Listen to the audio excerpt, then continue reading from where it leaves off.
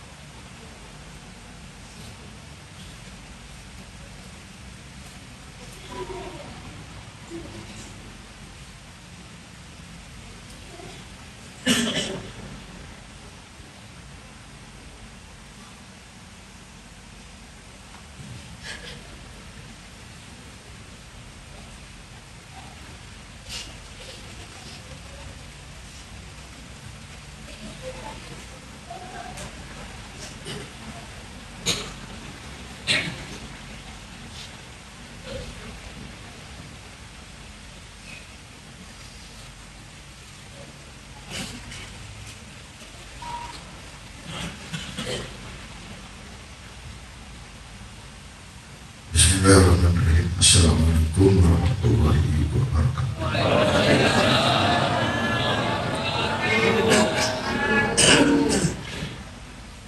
Alhamdulillah wa syukurillah wa ni'mat Allah.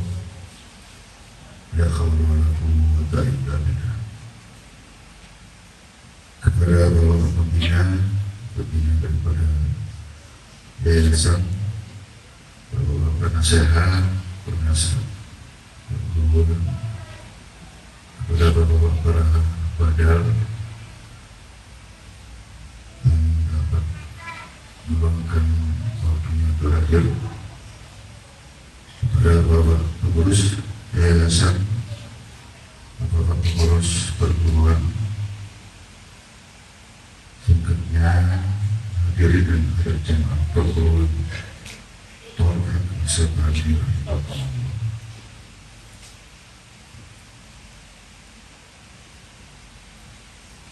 Bahwa sebagaimana yang disampaikan, yang sebenarnya kita mengumumkan ya pada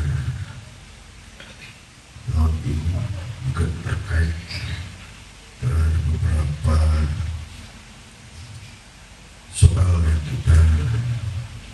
dia tidak lalui, tapi karena melihat jemaah yang ada di Kalbar ini sebegitu mungkin kerinduan dalam keadaan, sehingga kerinduan itu juga terkoneksi kan, sebagaimana Allah sampaikan dalam hadis qudsi, man ahabba lika Allah ahabba lika Allah, wa man kariha lika Allah kariha lika Allah. Barang siapa bercinta untuk berjumpa dengan Tuhan, maka Tuhan pun juga amat cinta untuk berjumpa dengan hamba. Wa man kariha, kalau mereka benci dan suka, maka Allah pun juga tidak suka untuk berjumpa dengan. Seperti itulah sebenarnya gambaran daripada antara seorang mursyid kepada jemaah yang ingin merindukan kekasihnya untuk berjumpa atau untuk menemuinya, bahkan lebih daripada yang demikian, sehingga Allah kasih sebuah keberkahan, sebuah keutamaan di dalamnya. Namun jelas bahwa ini adalah satu pesan ya, kepada kita semua terhadap beliau yang sudah ada di dalam sana, di dalam barzakh, di dalam roh. Itu hampir semua sama pesannya. Pesan yang selalu mereka sampaikan adalah kita tidak boleh meninggalkan halqah dengan alasan apa saja. Halqah ini merupakan satu kegembiraan buat mereka yang ada di dalam rasa sendiri, sangat menyenangkan ya. Jadi tunggu-tunggu dan juga mereka ikut. Kemudian kita tinggalkan, kita abaikan, itu akan menjadi satu ketidaksenangan luar biasa. Artinya apa? Kesedihan. Dan kedua adalah tidak boleh jauh dari musik. Jangan sampai kita ada satu kebencian di dalamnya. Saya menemukan dalam sebuah hadis bagaimana seseorang seorang murid ya, kalau sampai melukai atau membenci, itu haram baginya untuk bisa nyampe kepada Allah. Bahkan dalam hadis yang lain, jangankan seorang muslim, terhadap sesama jamaah saja ketika kita lukai hatinya, itu artinya lebih berat daripada merobohkan kapal, lebih berbahaya daripada merobohkan. Maka dalam hadis disebutkan walaupun mukmin abdalu minal kapal, karena hati orang beriman itu lebih utama daripada kapal. Maka ketika kita hancurkan hati satu jamaah kita lukai, itu melebihi daripada kita menghancurkan kapal. Itulah hal-hal yang kadang-kadang kita anggap sepele, ya, kita anggap ringan, ya. Tapi itu membuat kebahayaan bagi kita menjadi satu kemerukaan kita pada Allah. Salah satu yang saya sampaikan tadi adalah artinya bahwa menandakan satu ketidaksukaan, kebencian, maka aku harus benci juga ya. Yang terakhir juga pesannya juga adalah kita tidak boleh lupa untuk bermohon ampun, kita beristighfar. Istighfar kita sudah sangat sempurna, sangat lengkap ya di situ. Itu diisi ya sesuai dengan istighfar, sesuai dengan kita lakukan waktu kita selesai sholat, istighfar syariatnya, istighfar torekatnya, istighfar hakikat dan makrifat, ya sesuai dengan makmumnya ya. Jadi kita tidak melebihi dan mengurangi daripada apa yang sudah kita ambil, yang kita sudah diamankan. Ini harus kita jaga ya. Jadi jangan sampai ada penolakan, kita tertolak, nanti akan ditanya siapa musik, siapa yang izinkan mengilmukan ilmu. Maka ilmu ini harus punya syarat, ya, harus ada keterhubungannya, ya, kepada Nabi, bukan putus di situ hati. Bahwa itu sudah ada keterhubungan, itu batal, ya, bagi kita melakukan ilmu ini sia-sia. Bayangkan ketika kita dibacakan silsilah, ya, dibacakan runutan dari mana ilmu ini bersumber, kan gitu. Itu ada izinnya di situ, ya, bukan hanya kita ngamalkan begitu saja, ya, tanpa ada izin itu. Maka ketika mengamalkan sesuatu ilmu tanpa izin itu, sama artinya mereka bersinar dengan ibunya di masjid. Itu saking bertingkat-tingkat, ya, kesalahan yang berzina, kesalahan yang mereka dan sama ibunya berzina, sampai segitu lah perangnya, ya. Tapi kalau orang yang ngerti itu tidak berani, makanya ditanyakan sampai dapat dari mana, siapa yang menunjukkan, ya. Jadi tidak artinya sewenang-wenang semuanya. Jadi ada pertanggungjawaban. Dan kemudian adalah bahwa di dalam ilmu ini ada apa namanya, ada maksud, ya, ada wilayah, ada satu kerahasiaan yang umum yang merahasiakan. Maka haram baginya menjadikan sesuatu yang rahasia pada bukan rahasia. Ada larangan di situ. Walaupun murka terhadap orang lain, membuka rahasia-rahasia Allah bukan kepada ahlinya. Jadi seperti itu, apa harusnya, ya, begitu telitinya, ya, orang-orang terdahulu itu dalam mempelajari ilmu rohani ini. Dan kita syukur bahwa mendapatkan ini tidak begitu berproses sebagaimana saudara-saudara kita yang lain.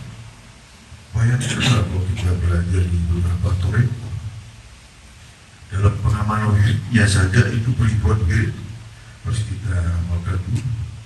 Itu hanya menunggu faedah dari amalan itu. Siapa tahu mereka mendapatkan sinyal darinya. Itu beribuan wirid dulu. Itu kalau dapat, kalau enggak dapat apa amaliyahnya, ilmunya belum tentu. Berbeda. Harus kita bisa bedakan amaliyah dan ilmunya. Maka Allah berikan derajat seseorang itu dengan ilmunya. Bahwa beramal tanpa ilmu jadi sia-sia amalnya. Berilmu juga tanpa beramal juga menjadi sia-sia. Satu kali syahadah saja, kalau dibanding dengan amalia-amalia mereka secara sahih itu lebih baik daripada 70 tahun ibadah. Bayangkan, hanya berusir hanya sesaat saja. Fakkaru syahadat abdaru bi syabra'in syahadat. Itu keutamaannya. Jadi kalau ini yang kita tinggalkan atau kita lakukan, kemudian terlebih daripada zaman-zaman kita yang sudah di ujung usia kita, di ujung daripada, ya, kembali kita ke Allah. Kita ini sudah ada di depan, di depan lah rata-rata kita. Tidak bisa diukur daripada sehat dan sakit. Ada beberapa jamaah kita sudah lama sakitnya, sampai sekarang yang masih aja. Justru yang tidak terlalu banyak, tidak terlalu kelihatan sakit, malah dia yang duluan. Ya, salah satu daripada aja daripada istri saya. Saya ada yang orang yang menyangka, ya, dan ada terlalu seperti yang lain, justru jamaah yang begitu parah belum, kan, inilah rahasia Allah yang kita tidak tahu. Namun demikian yang penting bahwa kita sudah ada persiapan, perbekalannya sudah kita temui, kita sudah kita jalankan, dan kita sudah betul-betul kita menjadi satu perhatian yang maksimal.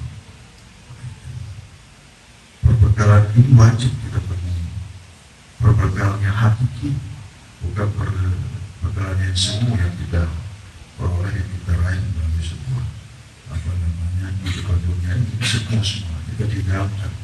Perbekalan yang hakiki adalah yang dikatakan hawa yang ada di dalam hati.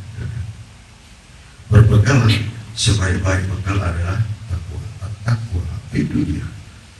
Bayangkan ini kalau kita mau mencari itu perbekalan yang Nabi masukkan, kira-kira yang mana? Mungkin kita tidak akan menjumpainya.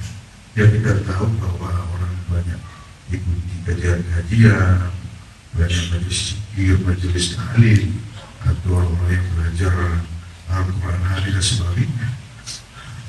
Jadi di situ masih rusak, masih dalam pembahasan, masih di dalam suatu cerita, masih di dalam suatu hiburan dan semacam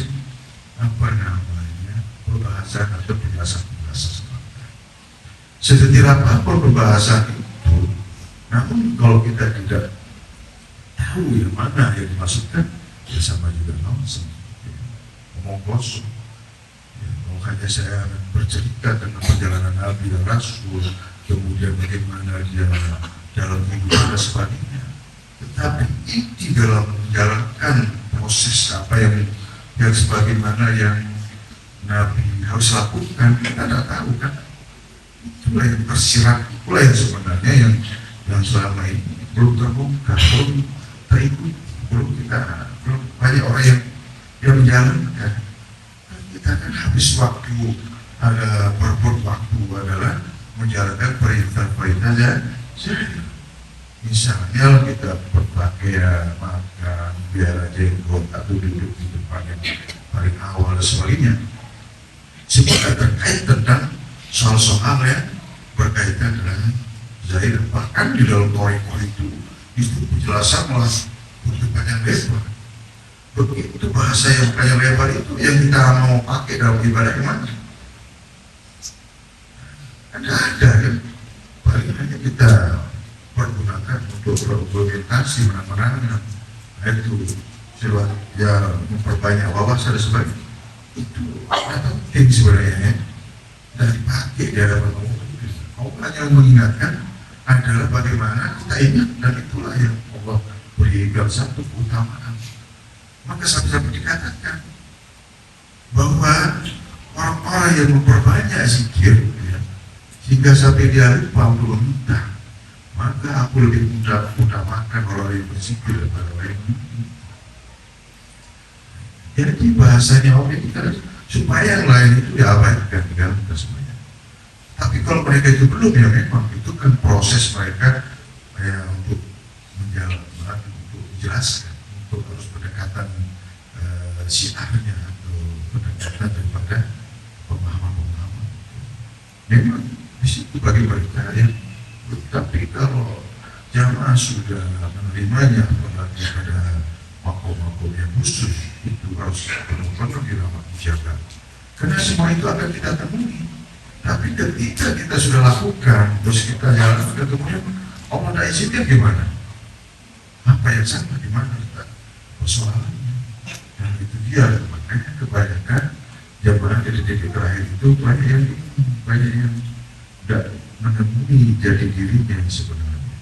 Di situ ada satu kebahayaan mereka, ya mereka tidak jalankan untuk kepatuhan di situ. Karena ada senior-senior kita yang sudah mendahului kita, tapi proses itu juga ada dampak. Walaupun dia sudah selesai, apa yang mereka tidak lakukan, maka itu sebenarnya adalah mereka tidak menjalankan, tidak mengikuti sebagaimana yang dipimpin. Itulah yang sebenarnya disampaikan tadi oleh Pak Ustaz terkait dengan yang melampaui daripada apa yang menjadi kewajibannya. Karena persoalan ini sangat berbahaya sekali pada kita memegang setahun, ya. Ya kelihatannya barang mati, nggak ada kelihatan kekuatan di dalamnya. Ya tapi coba pegang, selesai nggak? Bisa kosong kita. Dan kelihatan kan seperti itu. Bisa mengganggu Pak, bisa kosong itu. Sebegitulah artinya ini ilmu ini tidak kelihatan. Ya, itu. Tetapi kalau sampai selesai aja. Nah, inilah yang sebenarnya yang sering saya sampaikan bahwa ikuti sebagaimana yang sudah ditunjukkan. Guru menghadapi baik buntung kopi dan doli, zikirlah dengarlah, ikuti sebagaimana yang ditunjukkan. Karena sebelum kita ditunjukkan maka kita ini termasuk orang-orang yang sesat. Bahkan itulah bahasanya Allah itu sebenarnya. Jadi saudara-saudara kita ini sebenarnya menginginkan itu yang mau dia cari, mereka tunggu supaya ketemu. Tapi ada mereka yang ketemu melalui sebuah haluan mereka.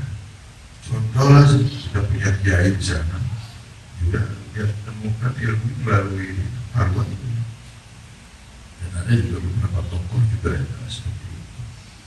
Maka ketika saya bahaskan tentang itu bergetarnya, tidak mampu, tidak tahan ya. Kadang mereka paham apa yang saya jelaskan. Tapi kalau ada yang nggak ada apa itu, itu mesti tidak ngerti. Maka karena ketika kita bahas ilmu ini, kalau jamaah sudah tahu aja kan paham. Jangankan mau dibacakan, dan cukup dengan isyarat saja sudah paham. Nunjukinnya kemana? Bukan dia nunjuk ke atas kan? Apa yang ada di dalam kan? Ya itu simpelnya. Cuma tidak sesimpel apa yang orang lain lihat dan ada tahu tanda itu. Ini kan dari kita bahas ziarah ke Uzbek itu sama Pak ziarah. Di mana di makom para wali-wali ada di situ itu ada apa namanya dia merusak wajah. Nah, coba orang tanya apa maksudnya nggak paham. Kawan dan bintang pun tidak ada, tulisan pun tidak ada. Iya, berdiri tegak di situ. Kalau kita kan paham kan, nah itu tafsiran itu semua. Makanya tidak semua orang memahami daripada dalil-dalil yang tersirat di balik dalil yang tersurat seperti apa yang ada dalam surat Alif Lam Mim, apa makna itu. Sampai saat ini orang mengatakan itu rahasia Allah, hanya Allah saja yang tahu. Makanya jemaah kita yang dari Florida itu mana? Kalau ini perkara rahasia kenapa Allah tulis? Gitu. Kalau memang iya, mana maksudnya? Tolong jelaskan. Nah, itu keliling dia nyari-nyari gitu. Bayangkan, ya, tahu-tahu dia ketemu di perguruan kita, alhamdulillah, dia jelaskan itu. Belum yang lain, apa itu Yasin, apa itu Toha, apa itu konsitor yang di timur dan tidak tumbuh di barat. Coba jelaskan, coba minta kalau di mana dia tunjukkan itu kalau dia bisa, cium kakinya kalau bisa. Itu bukanlah kita mau meninggikan dan sebagainya. Seperti itulah yang sebenarnya saudara kita itu dia cari sesungguhnya. Mereka mau ingin jawabannya sesungguhnya. Sampai seperti itulah Allah jelaskan di dalam Al-Quran begitu terang-terang, tetapi tidak ketemu juga barangnya. Nah itulah rezeki orang itu masing-masing. Itulah yang sebenarnya patut kita syukur. Itu rezeki yang tidak ternilai dalam yang Allah kasih. Nah ayah di Allah bilaka hairulaka minad dunia wa ma fiha. Siapapun orangnya, orang yang ditunjukkan yang saat itu adalah lebih baik daripada dunia dan sisinya. Mungkin pakai apa? Ada nggak jamaah putihan yang punya dunia dan sisinya? Jangan kamu ada dunia sisinya. Hanya 10 hari susah. Satu kota saja nggak ada orang. Ini dunia ada sisinya. Kalau disanding nilai yang itu lebih. Dan itu sebagai penentu kita, menentukan sebagai legalitas kita sebagai hamba Allah. Itu yang tidak ada yang Allah letakkan di dalam hati hamba. Itulah orang yang tidak pernah pahami, tidak pernah dia perhatikan apa yang ada dalam hati kamu, kenapa kamu tidak memperhatikan. Di situ gagal mereka ya. Insya Allah mungkin bisa malam kita akan jelaskan yang lebih detail terkait tentang ilmu kita dan usaha ini, supaya jemaah kita ini ingin ya apa namanya stay menunggu sebenarnya pertanyaan-pertanyaan, atau mungkin ada bahasan-bahasan yang ditemukan yang diperoleh dari luar. Nah itu yang ya supaya jemaah itu Tidak ada ragu, tidak ada lagi, ada masih ada antara dia dan tidak terhadap ilmu ini, karena terkait dengan apa yang mereka dapatkan penjelasan dari di rumah. Itu kan orang masih begitu dicetar dengan dalil-dalil, bingung. Mau kemana dia bawa pemahaman ilmu ini? Mereka hanya pakai dalil aja. Ketika ditanya tentang apa yang didalilkan, kemana-mana jawabannya nanti. Sedangkan kelompok ini sudah menemukan ilmu, walaupun dalil belum kita temui atau belum kita hafal. Tapi apa yang disampaikan oleh dalil itu kita sudah jalankan. Itu persoalannya. Contoh, ya, pernyataan Allah, "Uskur rabbaka binafsika tadaf." Ingatlah Tuhanmu di dalam hati. Bagaimana cara mengaplikasikan?